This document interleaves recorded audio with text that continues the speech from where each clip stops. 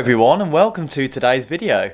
I'm your host, James Ward, and if you've noticed, not that you wouldn't notice, I wasn't showing you the door, but I'm not actually at home at the minute. I'm up and down the road like a gypsy. Within the last few weeks I have been anyway, and I'm in Somerset at the minute.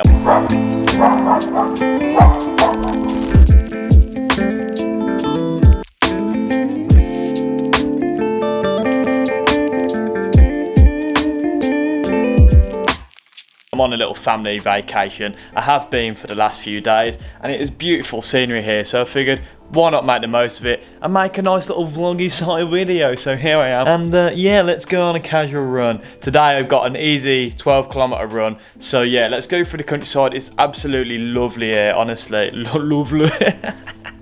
It's absolutely lovely here. I actually gave myself a day off yesterday. It's my first full day off I've had since being away with my family. So we did a little bit of swimming, went on a long walk, and I had a little bit of pain in my Achilles. You do get these little niggles here and there when you're doing like marathon training, especially when you're getting towards the peak week, which is on 5 weeks out from the Paris Marathon now. I just wanted to be a little bit cautious really, just to make sure I didn't worsen it at this point, because if I get injured now that would be a disaster. So I started feeling my Achilles a little bit after my 5k PB. I felt like it was my running trainers a little bit, just starting to rub on my Achilles. I think because those Nike Vaporflies, they've got a fixed shape on the back and they don't mold very well. So I think when you've got a competitive running at a fast pace really, they can dig in a little bit, is what I found with my foot shape. But at 5k, I want to be honest with you guys, and I had a message, and after doing a little bit of research, I actually think it was slightly under 5k. So one guy messaged me on this channel, actually I'll put it up on screen for you now, baiting me out mate, but fair enough, I hear you, and you probably are correct, in all honesty. At 5k I started at a point which is 200 meters from the finish line, and I finished like roughly around that same point as well, so it was around 4.75 4.8k, but from the Strava it was telling me that I'd completed the 5k.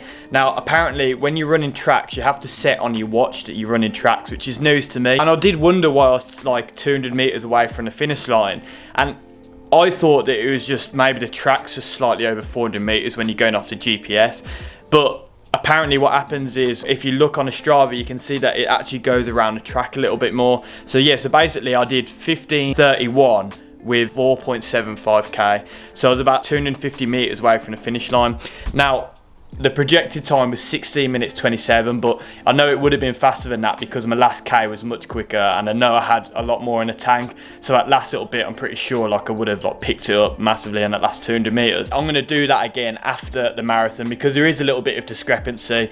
Even though that is still a really decent pace, if I'm being completely honest, I know I can beat sub 16 minutes. That felt quite comfortable for me to do that. So I know I can pick that up. And to be honest, I actually believe I could run that 15:31 for the rest 200 meters. But anyway, let's get that out of the way. Let's go out on a nice run, 12-kilometer run. And again, beautiful countryside here.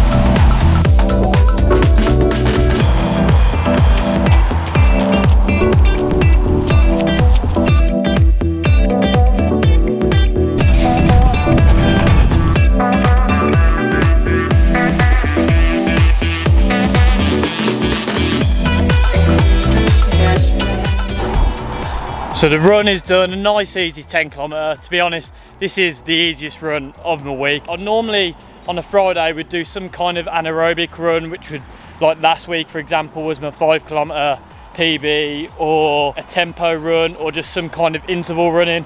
But because of my Achilles, just a little bit sore. I don't think it's anything too severe if I'm being honest, but I'm just trying to listen to my body. So today I wanted to do another easy run, because tomorrow I've got a 30 kilometre long run. So with these long runs starting to increase, so I'm going to go 30 kilometre, 32 and then 34 kilometre, which is going to be roughly, I think, 21 point something miles. So once I do my longest run, then it starts to 3-week taper period. So yeah, I'm just trying to listen to my body, but it was quite a nice, enjoyable run. And to be honest with you, I feel like my chest is a little bit tight. I think running up here potentially, it's like higher altitude potentially, that's what it feels like anyway. Definitely higher altitude to what I'm used to in London. I'm just about to get in now and I'm going to have a quick shower, and then I've been eating a little bit more lenient, shall we say, some bacon sarnies, sausage sarnies, pretty much eating whatever I want, fish and chips, because I'm on holiday. And the good thing about running is at least you're burning the calories off, but I'm trying to get my nutrients in, so I've brought my nutrients with me. But yeah, I'm making excuses. So basically I'm eating a little bit more looser this week, shall we say, but let's go and get some lunch because I'm absolutely starving now.